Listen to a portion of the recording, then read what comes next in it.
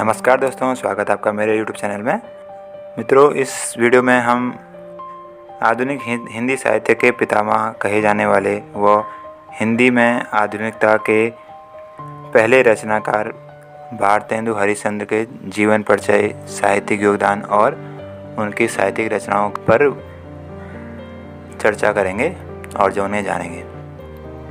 भारतेंदु हरिश्चंद्र का जन्म वाराणसी के एक संपन्न परिवार में 1850 ईस्वी यानी 1850 ईस्वी में हुआ था। इनके पिता का नाम गोपाल चंद्र और मां का नाम पार्वती था। इनके पिता ब्रजभाषा में गिरधर दास उपनाम से कविता लिखा करते थे।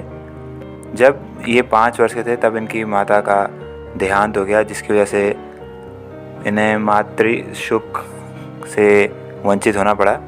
13 वर्ष के होते होते इनके पिता का भी देहांत हो गया। साहित्य के संस्कार भारतेंदु को बचपन से ही घर पे लगने वाली साहित्यिक मजलिस यानी शिक्षा अध्यापन से प्राप्त होने लगे थे। हिंदी, उर्दू, अंग्रेजी भाषा की अधिकांश शिक्षा भी इन्होंने घर पर ही संपन्न हुई। कुछ समय तक काशी के क्वींस कॉलेज में भी इन्होंने अध्ययन किया। 3-4 वर्षों तक कॉलेज आते जाते रहे, पर यहाँ से भी मन बार बार भागता रहा। स्मरण शक्ति तीव्र थी, ग्रहण क्षमता अद्भुत थी, इसलिए परीक्षाओं में उत्तीर्ण होते रहे। बनारस में उन दिनों अंग्रेजी पढ़े लिखे प्रसिद्ध लेखक राजा शिव प्रसाद सितारे हिंद थे। भारतेंदु शिष्य भाव से उनके यहाँ जाते उन्हीं से अंग्रेजी सीखी। तत्पश्चात भारतेंदु ने स्वाध्याय से संस्कृत, मराठी, बंगला, गुजराती, पंजाबी, उर्दू भाषाएं सीख ली। 25 जनवरी 1885 में मात्र 35 वर्ष की अल्पायु में इनका निधन हो गया था। हरिश्चंद्र के प्रखर व्यक्तित्व और साहित्यिक अवदान से प्रेरित होकर 1880 में सार सुधा निधि पत्रिका में साहित्यकारों ने भारतेंदु की उपाधि से अलंकृत का प्रस्ताव रखा और इसमें सबसे ज़्यादा महत्वपूर्ण योगदान रहा रामविलास शर्मा जी का। तभी से इन्हें भारतेंदु हरिश्चंद्र के नाम से जाना जाने लगा।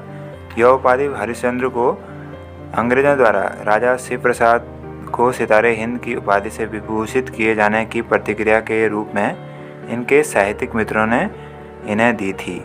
बाद में इन्हीं नाम से पहचाने जाने लगे। अब शुरू करते हैं साहित्यिक योगदान। भारतेंदु हरिश्चंद्र का मूल नाम हरिश्चंद्र था। भारतेंदु हरिश्चंद्र ने हिंदी में साहित्यिक पत्रकारिता का सूत्रपात किया, जिससे हिंदी भाषा और उसके साहित्य के प्रचार प्रसार में पर्याप्त सहायता मिली। 1868 ईस्वी में उन्होंने कवि वचन सुधा और 1873 में हरिश्चंद्र मैगजीन पत्रिका निकाली। इसके बाद 1884 में इन्होंने नारी शिक्षा हेतु बाल बोधिनी पत्रिका का प्रकाशन आरंभ किया। इनकी उदारता, लगन और साहित्यिक नेतृत्व की क्षमता से प्रभावित होकर हिंदी साहित्यकारों का एक मंडल भी इनके इर्द गिर्द तैयार हो गया, जिसे भारतेंदु मंडल के नाम से भी जाना जाता है।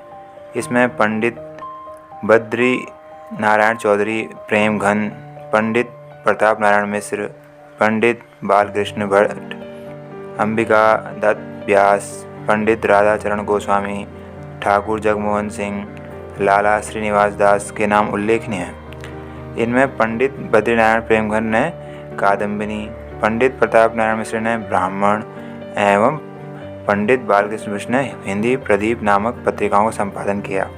इन पत्रिकाओं के माध्यम से एक साहित्यिक वातावरण के निर्माण में भारतेंदु की प्रेरणा सराहनीय रही। तो इस काल को हम हिंदी नवजागरण काल के रूप में भी जानते हैं। भारतीय नवजागरण के अग्रदूत के रूप में प्रसिद्ध भारतेंदु ने देश की गरीबी, पराधीनता, शासकों के अवान्याय शोषण का चित्रण को ही अपने साहित्य का लक्ष्य बनाया। हिंदी को राष्ट्रभाषा के रूप में प्रतिष्ठित करने की दिशा में उन्होंने अपनी प्रतिभा का उपयोग भी किया। पत्रकारिता के क्षेत्र में उन्होंने महत्वपूर्ण भूमिका निर्वाह करते हुए भारतेंदु ने अपने लगभग 20 वर्ष के छोटे से रचना काल में छोटे बड़े 175 ग्रंथों की रचना की। राष्ट्रीय जागरण की आवश्यकता को महसूस करते हुए एक जागृत विवेक के साथ साहित्य को आम जनता के साथ उन्होंने कुशलतापूर्वक जोड़ा। आधुनिक नाटक, निबंध, टीका टिप्पणी, संस्मरण, जीवनी, आलोचना आदि अधिकांश गद्य विधाओं के जन्मदाता होने का श्रेय भी इन्हें ही प्राप्त है। अपने इस महत्व के कारण ही वे एक युग प्रवर्तक रचनाकार के रूप में हमारे सामने आते हैं। भारतेंदु का समस्त साहित्य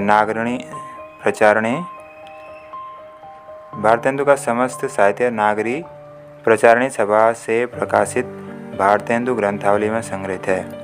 फिर भी उनकी रचनाएं इस प्रकार से हैं: प्रेम मल्लिका, प्रेम सरोवर, प्रेमाश्रु वर्णन, प्रेम माधुरी, प्रेम तरंग, प्रेम प्रलाप, प्रेम पचासा, प्रबोधिनी, विजय वल्लरी, विजयनी, विजय पताका, वर्षा विनोद, कृष्ण चरित्र, रासलीला, जैन कौतूहल, संत सई श्रृंगार, नए जमाने की मुकरी तथा उर्दू का शापा आदि।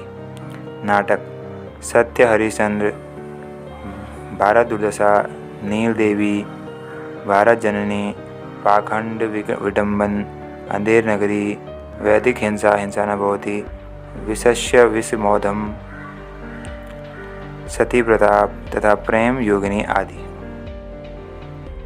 भारतेंदु हरिश्चंद्र की कुछ महत्वपूर्ण रचनाएं इस प्रकार से हैं।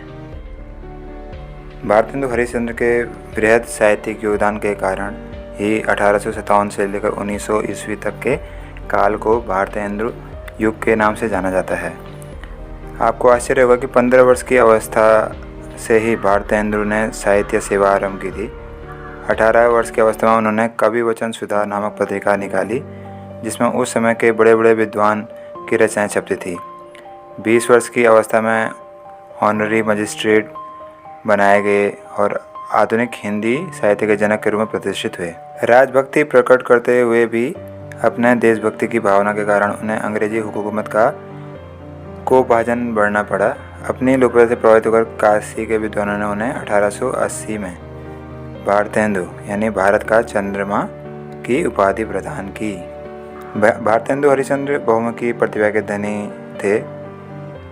जैसा कि पहले भी मैंने आपको बताया, हिंदी पत्रकारिता, नाटक, काव्य के क्षेत्र में उनका बहुमूल्य योगदान है। धन्यवाद। Thanks for watching. वीडियो को लाइक